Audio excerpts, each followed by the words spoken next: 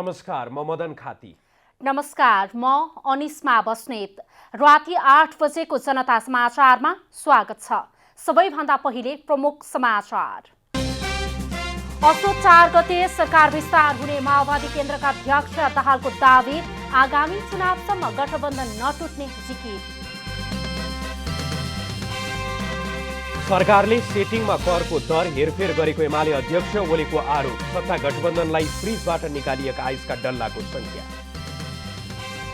बन्सरे डाँडामा आवश्यक संरचना नै नबनाई फोहोर फाल्न लागिएको भन्दै स्थानीयहरूद्वारा विरोध। माग पूरा नहुन्जेल फोहोर खस्न नदिने चेतावनी। जापानमा आदिका कारण 49 उडान रद्द। नागासाकी, फुकुओका, सागा लगायतका क्षेत्रहरू प्रभावित। र एएफसी महिला एसियन कप सन् 2022 छनौटको पहिलो खेलमा नेपाल फिलिपिन्ससँग 2-1 गोल अन्तरले पराजित।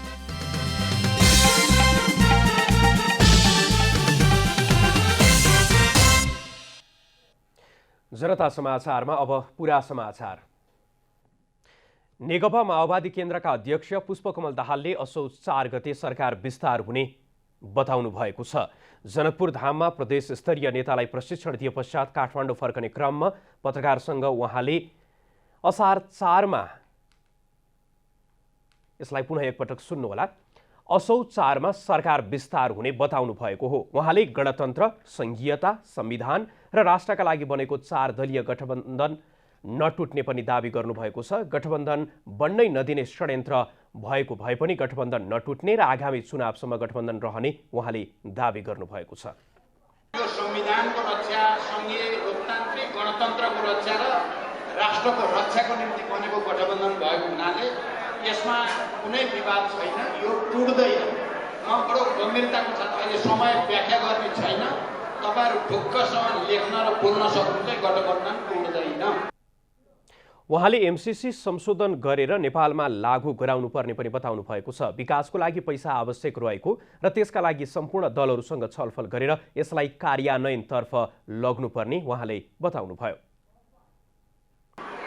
यी गलत ढङ्गले भएका कुराहरू संशोधन र परिमार्जन नगरिकन एमसीसी पास गर्न सकिँदैन। एकदम क्लियर कुरा। संशोधन र परिमार्जन भयो भने फेरि पैसा त किन नलिने, हामीलाई पैसा चाहिएको छ, विकास चाहिएको छ। तर पैसा र विकासका नाममा अरू रणनीति हो भन्ने कुरा चाहिँ प्रष्टसँग खण्डन नहुँदासम्म र संशोधन नहुँदासम्म एमसीसी पास गर्न सकिँदैन।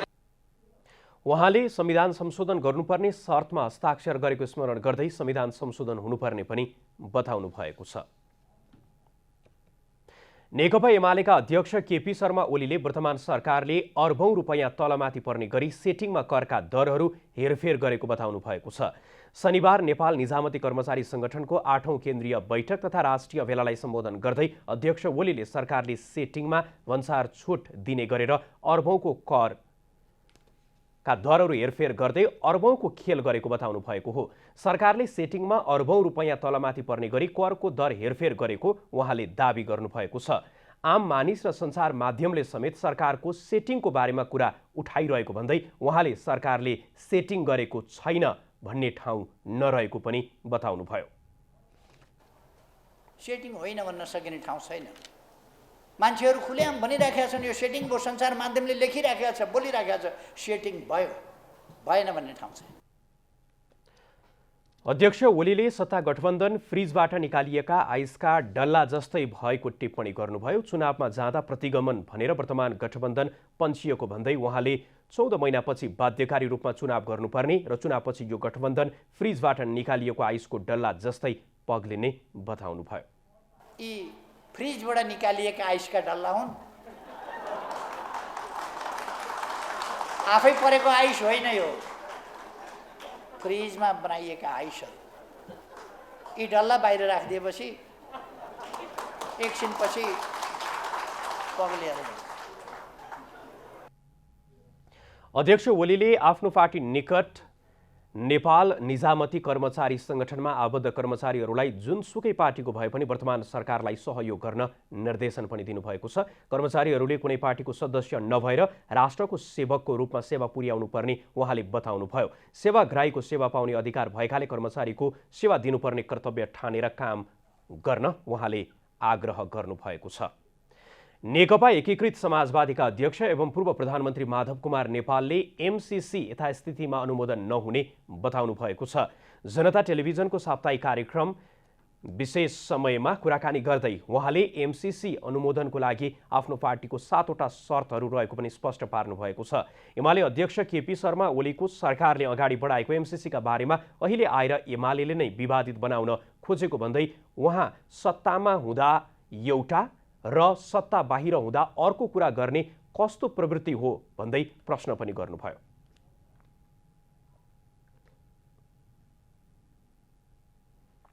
यस सन्दर्भमा हामी अध्ययन गरिरहेका छौँ, छलफल गरिरहेका छौँ। अध्ययन छलफल गरेर मैले आज बिहान पनि भनेका थिएँ ती 7वटा बुँदाहरू, ती 7वटा पोइन्ट मैले चाहिँ राखेको थिएँ। 7वटा पोइन्टमध्ये पहिलो कुरो कि नेपाल कुनै पनि सैनिक गठबन्धनमा सामेल हुँदैन। त्यस हुनाले यो इन्डो पेसिफिक स्ट्रेटेजीको अङ्गको रूपमा नेपाल आफूलाई त्यसमा समाहित गर्न तयार छैन र सुरक्षा अम्ब्रेलमा बस्न तयार छैन। कसैको पनि सुरक्षा छातामा बस्न तयार छैन, नम्बर 1।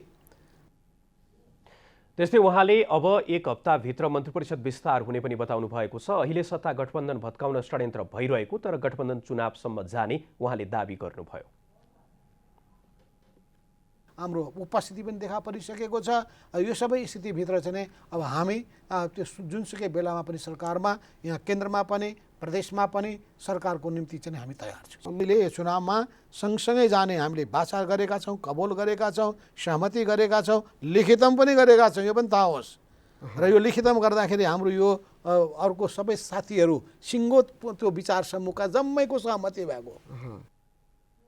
नेकपा एकीकृत समाजवादीले जबजको आधारभूत मूल्य र मान्यतालाई आत्मसात गरेर अगाडि बढेको भन्दै पार्टीको भविष्य राम्रो रहेको उहाँको दाबी छ।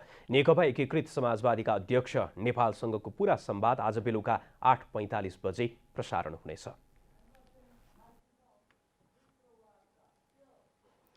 प्रमुख प्रतिपक्षी दल नेकपा एमालेका सांसद कृष्ण भक्त पोखरेलले शेरबहादुर देउवा नेतृत्वको सरकार असफल भएको दाबी गर्नुभएको छ।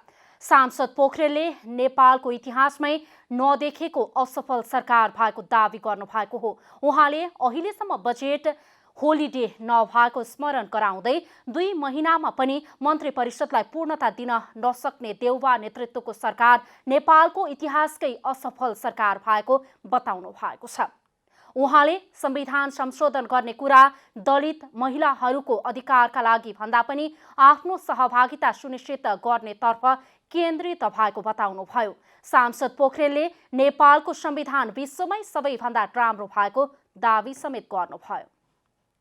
त्यसकारण हामीले जे चाहिँ यो संविधान वास्तवमा कुनै फेरि गीता बाइबल कुरान होइन। म सुनिलजीसँग पनि सहमत छु कि आवश्यकता र औचित्यताका आधारमा संशोधनीय दस्तावेज हामी छलफल गर्न सकिन्छ।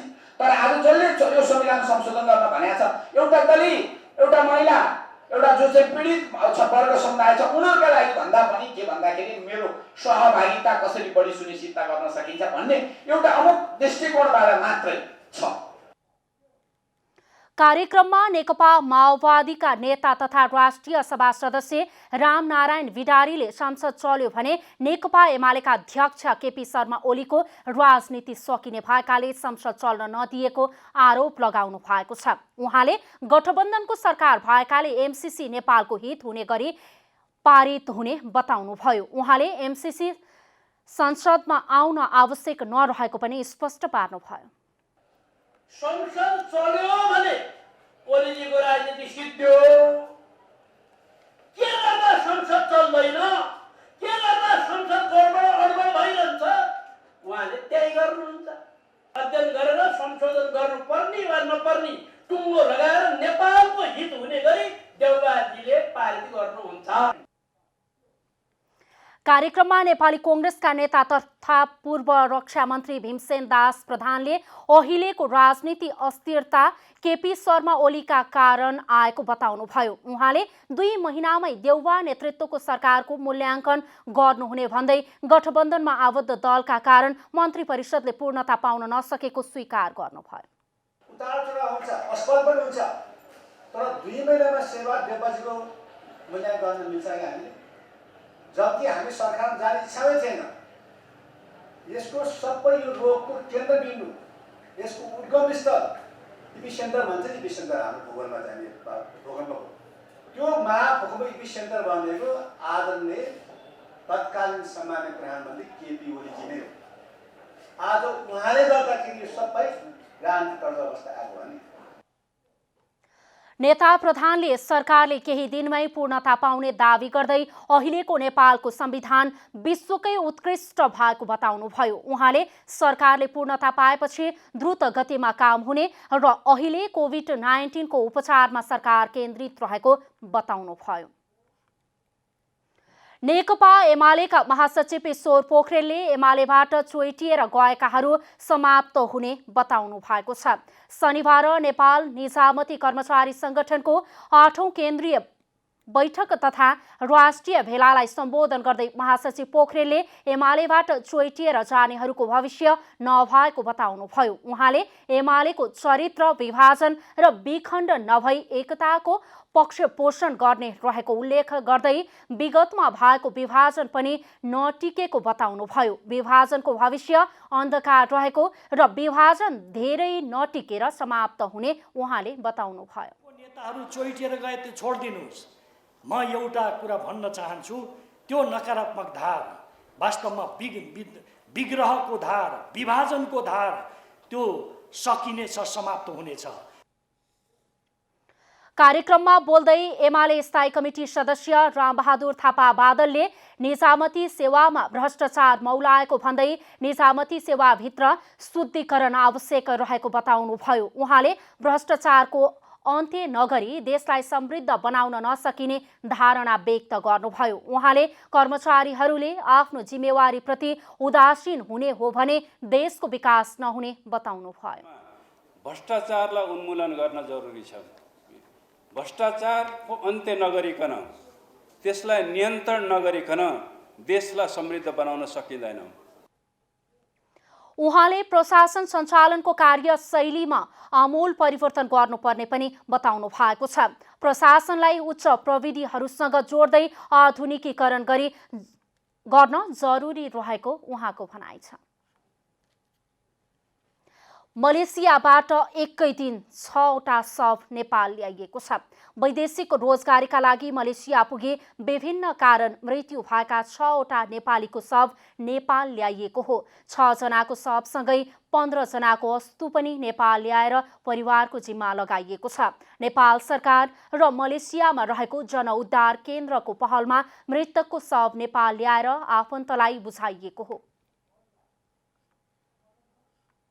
मैले बुवाको अनुहार मलाई राम्रोसँग थाहा पनि छैन। म 2-3 वर्षको हुँदाखेरि बुवा विदेश जानुभयो। सकेसम्म प्लिज हामीलाई उहाँको डेथ बडीसम्म भयो भने यहाँ पठाइदिनु भयो हुन्थ्यो भनेर उहाँहरूले जनउद्धार केन्द्रलाई रिक्वेस्ट गर्नुभयो। रिक्वेस्ट गरे अनुसार हामीले त्यहाँ लाग्ने जति पनि खर्च छ त्यो सबै खर्च नेपाल पठाउँदाखेरि लाग्ने, त्यो डेथ बडी पठाउँदाखेरि लाग्ने खर्च सबै अल टोटल हस्पिटलको खर्च गरेर उता हामीले चाहिँ नेपाल चाहिँ उहाँहरूलाई पठाउन सफल भयौँ र आज आएर उता जिम्मा लगाउने काम पनि गऱ्यौँ।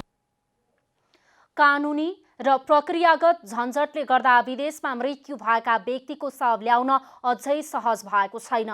विदेशमा मृत्यु भएकाहरूको शव ल्याउनका लागि नेपाल सरकार र त्यहाँ स्थित जनउद्धार समितिले पहल गर्दै आएको छ। सरकारले मृतकका आफन्तको घरसम्म शव वाहनमा शव पुर्याउने गर्दै आएको छ।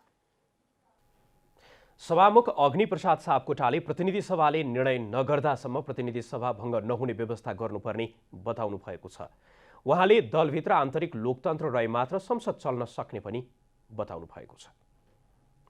शनिबार नयाँ बानेश्वरमा विधायन व्यवस्थापन समितिद्वारा आयोजित विधायकी खुलापन लोकतन्त्र मेला कार्यक्रममा सम्बोधन गर्दै सभामुख अग्निप्रसाद सापकोटाले प्रतिनिधि सभाको विघटन प्रतिनिधि सभाले मात्रै गर्न सक्ने व्यवस्था गर्नुपर्ने बताउनु भएको छ। सापकोटाले विधिवत रूपमा प्रतिनिधि सभामा प्रस्ताव पेश गर्ने र राष्ट्रको आवश्यकता र जनताको चाहनाले नै विघटन रह्यो भने मात्रै विघटन गरिनुपर्ने व्यवस्था राखिनुपर्नेमा उहाँले जोड दिनु भएको छ। सभामुख सापकोटाले संसदको कार्य सम्पादनबाट आफू सन्तुष्ट हुन नसकेको बताउनु भएको छ। संघीय संसदको ठूलो भूमिका भएकाले संसदलाई नै प्रभावकारी बनाउनका लागि अहिलेकै गतिमा सन्तुष्ट भएर बस्ने अवस्था नरहेको बताउनुभयो।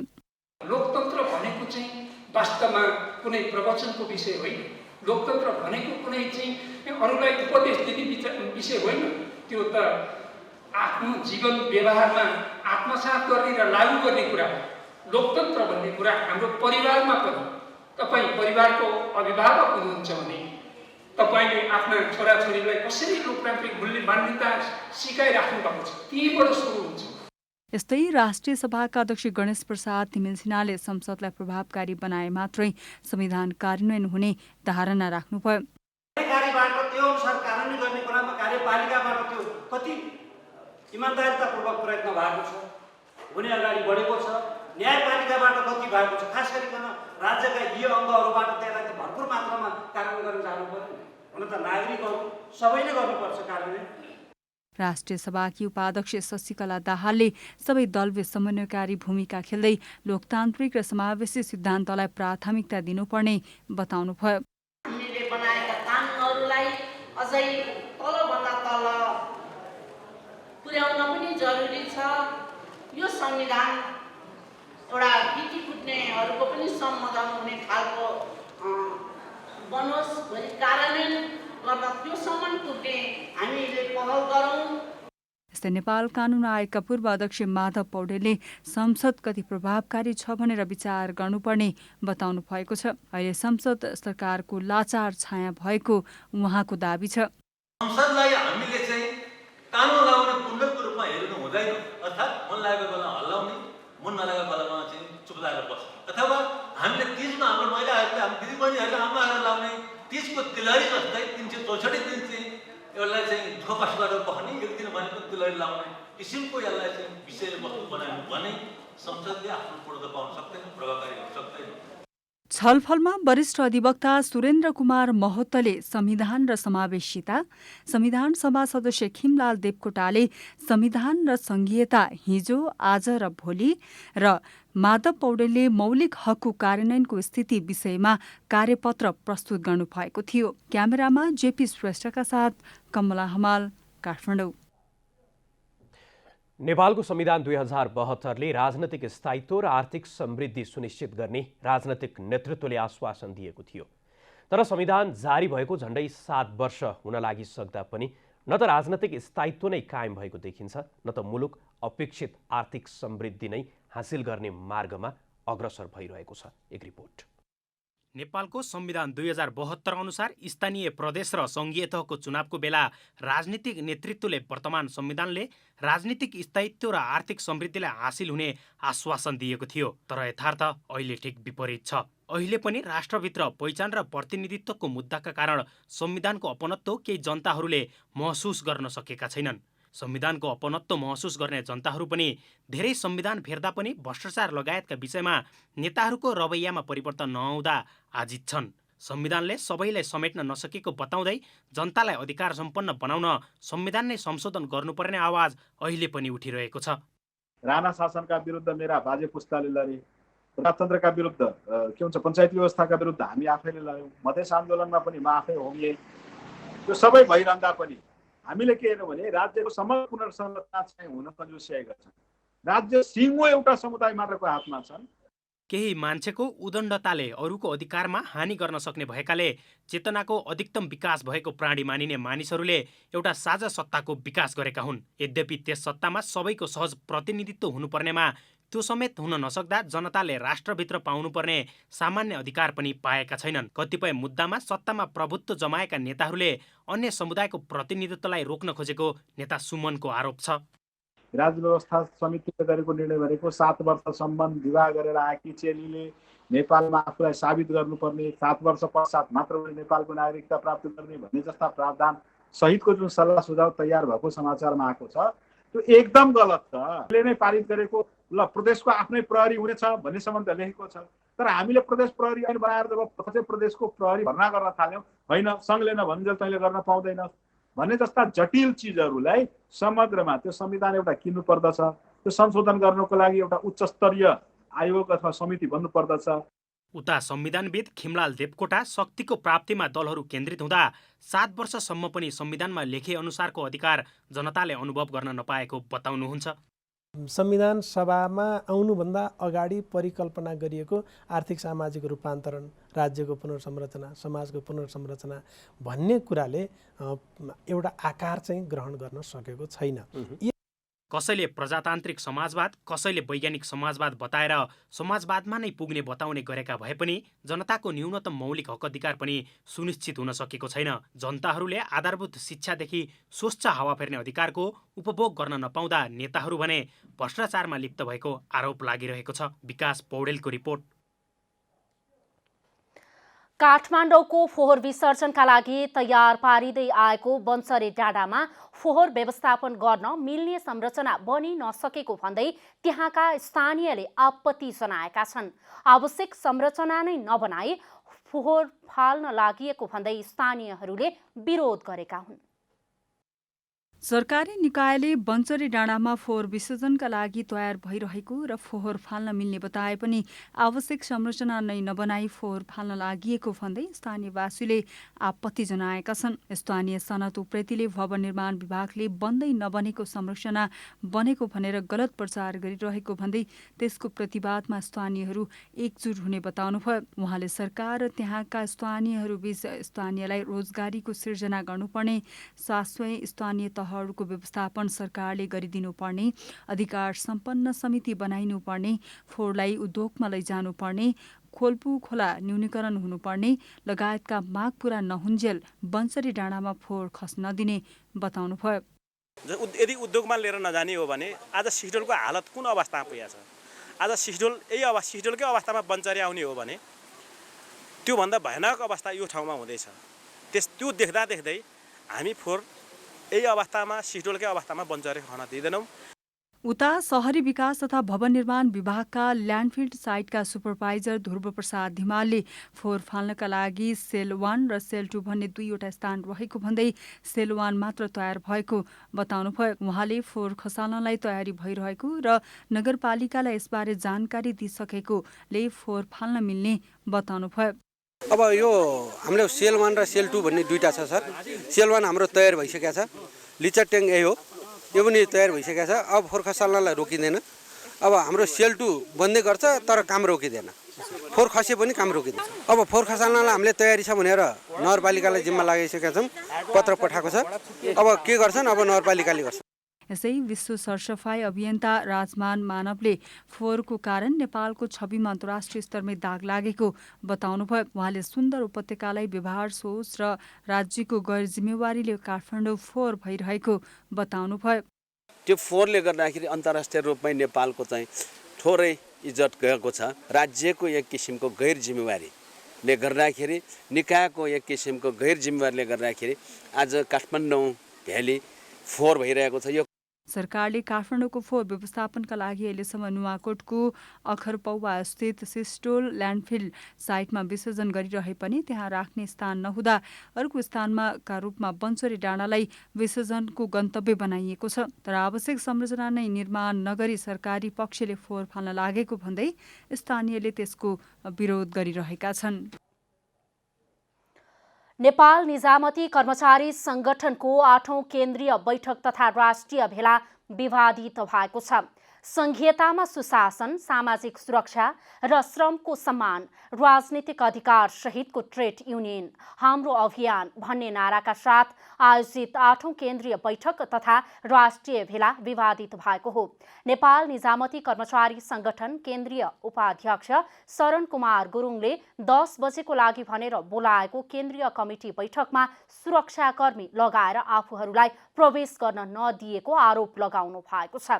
आफूहरूलाई प्रवेश गर्न नदिएपछि संगठनलाई एकीकृत गर्न छुट्टै भेला गरेको प्रश्न पार्नु भयो। उसँग नजिक रहेका मान्छेहरूले यसै गरेर हिँडेका छन्, तर अन्यत्र के हुन्छ मलाई थाहा छैन। नेपाल निजामती कर्मचारी संगठनमा यो हामी हुन दिँदैनौँ र यसका विरुद्ध हामी बहुमत सदस्यहरू जुटेर एउटा उत्कृष्ट, एउटा चाहिँ सर्वस्वीकार्य एउटा निर्णय गरेर हामी अगाडि बढ्न चाहन्छौँ। त्यसैगरी संगठनका महासचिव रेवन्त गौतमले एकलौटी ढङ्गले केन्द्रीय कमिटीको आयोजना गरेको र यो संगठनको विधान विपरीत भएको बताउनु भएको छ। उहाँले आगामी रणनीति तय गर्नको लागि आफूहरूले छुट्टै भेला आयोजना गरेको दावी गर्नु। एकलौटी ढङ्गले बिना प्रयोजन देशभरिबाट साथीहरूलाई दुःख दिएर राष्ट्रिय भेलाका नाममा बोलाउनु भयो र संगठनको ढुकुटी पनि खर्च गर्ने काम गर्नुभएको छ। त्यो भेलाको कुनै एजेन्डा छैन। त्यो एजेन्डा साथीहरूलाई बोकेर पठाउने मिसन कुनै पनि छैन।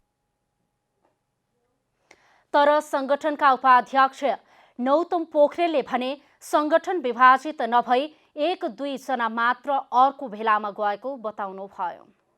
हैन, अहिले नेपाल निजामती कर्मचारी संगठनले 8औं केन्द्रीय कमिटीको बैठकको आयोजना गरेको छ र त्यसैगरी नेपाल निजामती कर्मचारी संगठनका राष्ट्रिय भेलाको आयोजना गरेको छ।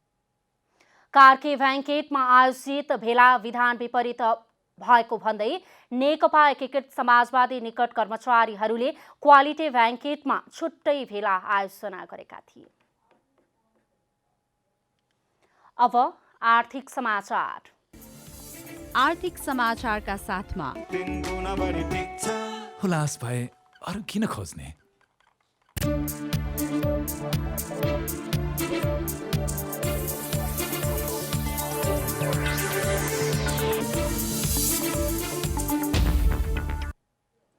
धितोपत्र बजारमा यस साता शेयर कारोबार मापक नेप्से परिसूचक उतार चढाव पूर्ण रह्यो। नेप्से ओर्लने क्रम अगाडि बढ्दै जाँदा 2800 को बिन्दुमा झरेको छ। झण्डै 3300 को बिन्दुमा पुगेको नेप्से परिसूचक क्रमशः ओह्रालो लागेको हो। यस साता कारोबार भएका 5 दिन मध्ये 2 दिन नेप्से परिसूचकमा सुधार भयो भने 3 दिन ओह्रालो लाग्यो। नेपाल स्टक एक्सचेन्जका अनुसार कुल 231 कम्पनीको 7,47,47,717 किता सेयर रु 38,31,78,82,715 मूल्यमा खरिद बिक्री भए। बैंक तथा वित्तीय संस्थाको बढ्दो ब्याज दर तथा तरलताको अभावका कारण पनि बजारमा प्रभाव परेको छ।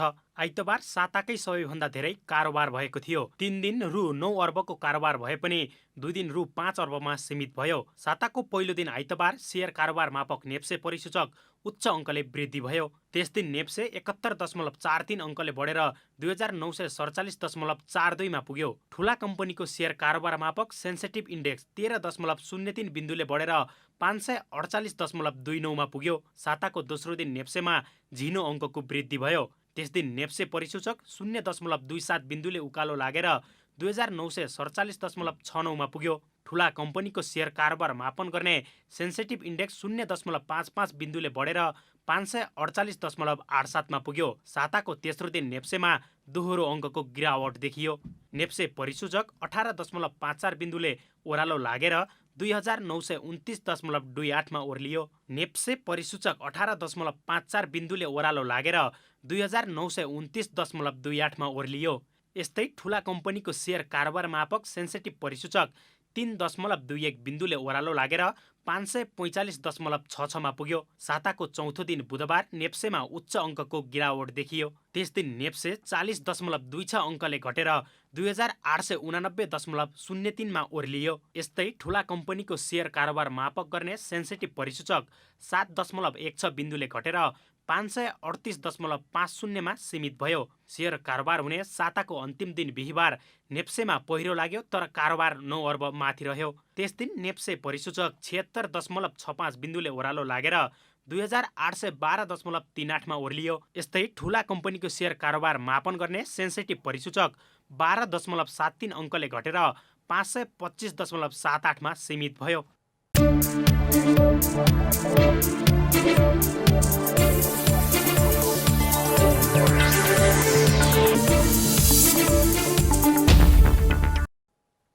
अब खेलकुद समाचार।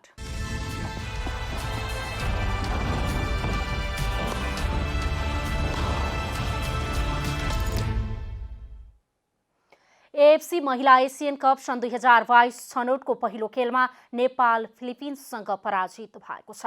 उज्बेकिस्तानको जेआर स्टेडियममा शनिबार भएको खेलमा नेपाल फिलिपिन्ससँग 2-1 गोल अन्तरले पराजित भएको हो। बलियो टिम फिलिपिन्स विरुद्ध सुरुवाती अग्रता जोगाउन नसक्दा नेपाल पराजित भएको हो। खेलको 10औं मिनेटमा बिमला चौधरीले गोल गर्दै नेपाललाई सुरुवाती अग्रता दिलाएकी थिइन्। बिमला 39औं मिनेटमा चोट बोक्दै मैदानबाट बाहिरिएकी थिइन्। बिमलाको स्थानमा अनिता बस्नेत मैदान प्रवेश गरेकी थिइन्। खेलको 89औं मिनेटमा फिलिपिन्सको तर्फबाट तहनाई एनिसले गोल गर्दै खेल 1-1 को बराबरीमा ल्याइन्। त्यसपछि खेलको इन्जुरी समयमा विल्सन केमिलीले गोल गर्दै फिलिपिन्सलाई 2-1 को जित दिलाइन्। यससँगै समूह एफ को नेपालले हारबाट छनौटको सुरुवात गरेको छ। अब नेपालले दोस्रो खेलमा मंगलबार हङकङको सामना गर्नेछ। समूहको शीर्ष टोलीले अर्को वर्ष भारतमा हुने एसियन कप खेल्नेछ। अब मौसम समाचार।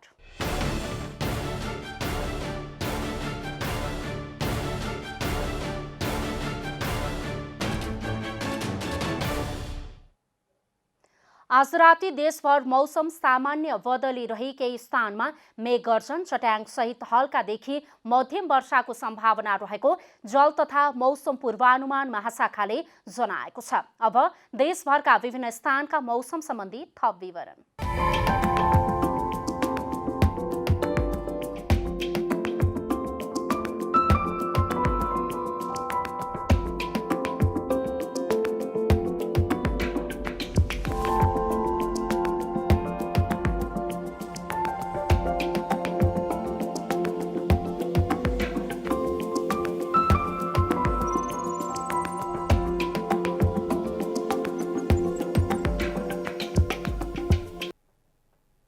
अन्त्यमा आजको डायरी।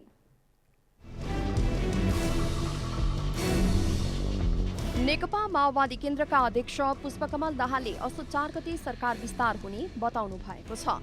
उहाँले गणतन्त्र, संघीयता, संविधान र राष्ट्रका लागि बनेको 4 दलीय लोकतान्त्रिक गठबन्धन नटुट्ने दावी समेत गर्नुभयो। गठबन्धन बन्न नै नदिने षड्यन्त्र भएको भए पनि गठबन्धन नटुट्ने र आगामी चुनावसँग गठबन्धन रहने दावी गर्नुभएको छ। नेकपा एमालेका अध्यक्ष केपी शर्मा ओलीले वर्तमान सरकारले अरबौं रुपैयाँ तलमाथि पर्ने गरी सेटिङमा करका दरहरू हेरफेर गरेको बताउनु भएको छ। अध्यक्ष ओलीले सरकारले सेटिङमा भन्सार छुट दिने गरेर अरबौंको खेल गरेको बताउनुभयो। आम मानिस र सञ्चार माध्यमले समेत सरकारको सेटिङको बारेमा कुरा उठाइरहेको भन्दै उहाँले सरकारले सेटिङ गरेको छैन भन्ने ठाउँ नरहेको पनि उल्लेख गर्नुभयो। नेकपा एकीकृत समाजवादीका अध्यक्ष एवं पूर्व प्रधानमन्त्री माधव कुमार नेपालले एमसीसी यथास्थितिमा अनुमोदन नहुने बताउनु भएको छ। एमाले अध्यक्ष केपी शर्मा ओलीको सरकारले अगाडि बढाएको एमसीसीका बारेमा अहिले आएर एमाले नै विवादित बनाउन खोजेको भन्दै उहाँ सत्तामा हुँदा एउटा र सत्ता बाहिर हुँदा अर्को कुरा गर्ने कस्तो खालको प्रवृत्ति हो भनी प्रश्न पनि गर्नुभयो। आँधीका कारण जापानमा 49 उडान रद्द भएका छन्। चान्थुमा आएको आँधीका कारण कम्तीमा 5 जना घाइते भएका छन्। उनीहरूको स्थानीय अस्पतालमा उपचार भइरहेको अधिकारीहरूले जनाएका छन्। आँधीले नागासाकी, फुकुओका, सागा लगायतका क्षेत्रमा असर पारेको छ। एएफसी महिला एसियन कप 2022 छनौटको पहिलो खेलमा नेपाल फिलिपिन्ससँग पराजित भएको छ। उज्बेकिस्तानको जेएआर स्टेडियममा शनिबार भएको खेलमा नेपाल फिलिपिन्ससँग 2-1 गोल अन्तरले पराजित भएको हो। हारसँगै समूह एफको नेपालले दोस्रो खेलमा मंगलबार हङकङको सामना गर्नेछ। समूहको शीर्ष टोलीले अर्को वर्ष भारतमा हुने एसियन कप खेल्नेछ।